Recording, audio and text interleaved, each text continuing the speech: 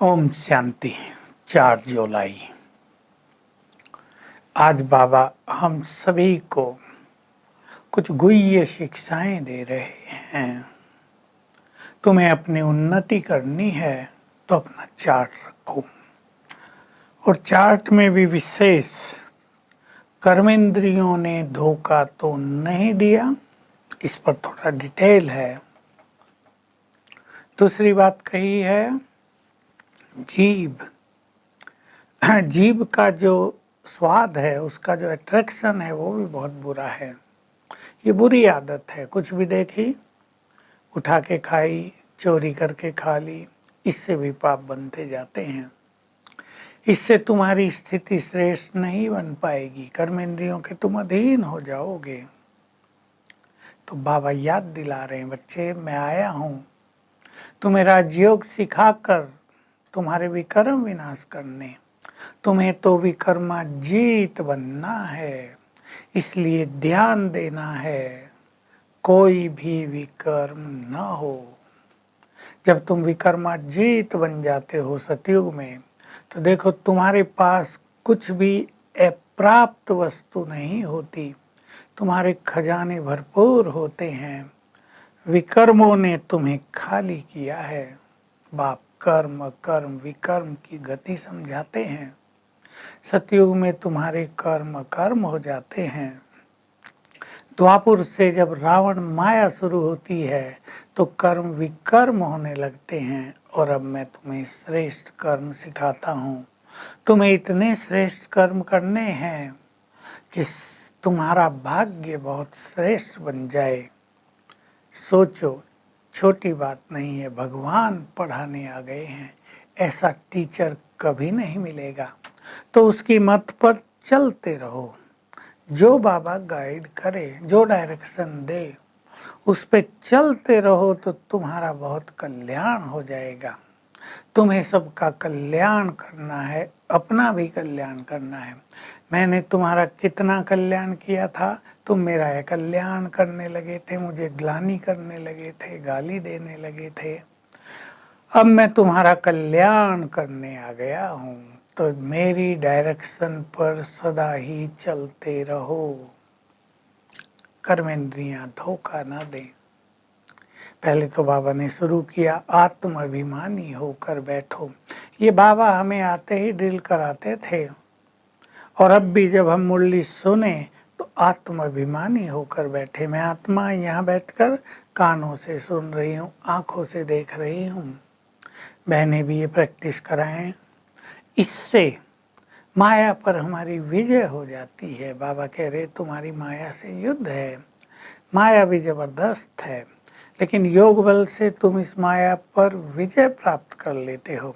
जितना जितना योग बल होता जाएगा, ये माया कमजोर पड़ती जाएगी, तुम्हारी विजय होती जाएगी। तो बड़ी कर्मेंद्री जो धोखा देती है, पहली आंखें। किसी को भी देखते हैं, आकर्षण होता है, उसके पास जाएं, उससे बात करें, उसे ये खिलाएं, उसे ये सौगात दें, अट्रैक्शन बढ़ जाता है। और यही अट्रैक्शन फिर धीरे धीरे विकारों की ओर ले चलता है। कितने केस हो गए, लाखों।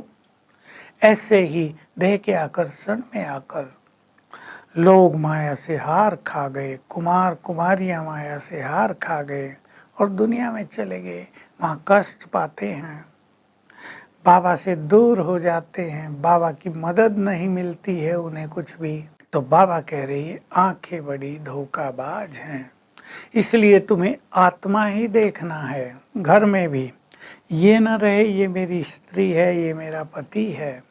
आत्मिक दृष्टि हो जाए। हम दोनों स्टूडेंट हैं, हम दोनों आत्माएं हैं, हमें दोनों को पढ़कर उच्च पद पाना है। तो बहुत सारी शिक्षाएं बाबा दे रहे हैं। अगर कहीं तुम्हें लगे तुम्हारी दृष्टि बुरी हो रही है, कुदृष्टि हो रही है, तो वहाँ से हट जाओ, समीप न जाओ। समीप चले जाते हैं तो कुदृष्टि बढ़ती जाती है, और ये तुम्हारे वाइब्रेशंस बहुत बुरा काम कर देते हैं। इनका इफेक्ट बहुत बुरा होता है। तुम्हें तो अपने वाइब्रेशंस को पवित्र बनाना है। मैं तुम्हें संपूर्ण पावन बनाने आया हूँ। कई बांधेली देखो। इस पवित्रता के कारण ही घरों में मार खाती हैं। बाबा को लिखती हैं, बाबा कब आपसे मिलेंगे, देखा भी नहीं है। पवित्रता उन्हें बहुत खींचती है। बाबा भी उन्हें वाइब्रेशंस देते हैं। बच्चे आते हैं, बहुत प्यार से मिलते हैं। तो बाबा कह रहे ये खाने पीने की आदत नहीं होनी चाहिए। चोरी से अगर तुम उठाकर खाते हो तो तुम्हारा एक पाप बन जाता है, भले कोई छोटी चीज हो। लेकिन कहा तो ये जाता है ना, लख का चोर कख का चोर बराबर। कख का चोर सो लख का चोर, दोनों बराबर हैं। चोरी हो गई, कोई तो कहेगा ना ये चोर है, देखा चोरी से खाता है। तो जीभ को भी अपने कंट्रोल में रखना चाहिए। और अब कोई भी कर्म ना हो, न चोरी करना, न झूठ बोलना, न किसी को दुख देना, तो तुम्हारी श्रेष्ठ गति हो जाएगी। कई बच्चों को पढ़ाई में संशय आता है कि भला भगवान इस तरह आकर कैसे पढ़ाएंगे। बाबा कहते बच्चे संशय होगा तो तुम योग भी नहीं लगाओगे, तुम्हारे विकर्म विनाश नहीं होंगे, तुम्हें छोटा पद मिलेगा, दास दासी बनना पड़ेगा। फिर कह रहे बाबा दास दासी भी तो चाहिए। कलयुग में भी राजाओं को जब कितनी दास दासी होती, शादी होती तो बच्ची को दहेज में भी दास दासियां देते हैं। सतयुग में तो बहुत दास दासियां होंगी। लेकिन तुम्हें दास दासी नहीं बनना है, तुम्हें उच्च पद पाना है। जो आत्माभिमानी बन जाते हैं, जो योग बल से कर्मेंद्रिय जीत बन जाते हैं, वो अश्वतन बनते हैं।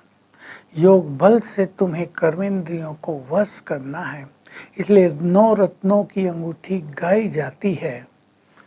1 से बाबा, 8 ये रतन। तो बाबा कह रहे हैं तुम्हें लास्ट भले ही आए हो, लेकिन कर्मेंद्रियों को जीत कर फास्ट पुरुषार्थ करना है। जैसे ट्रेन लेट हो जाए तो फास्ट कर देते हैं ना, तुम्हें भी फास्ट पुरुषार्थ करना है। वरदान है हर कंडीशन में पास होने वाले ही एयर कंडीशन की टिकट लेते हैं। हर कंडीशन माना हर परिस्थिति में जो पास हो जाए उन्हें एयर कंडीशन माना सबसे ऊंचा पद वो प्राप्त होता है।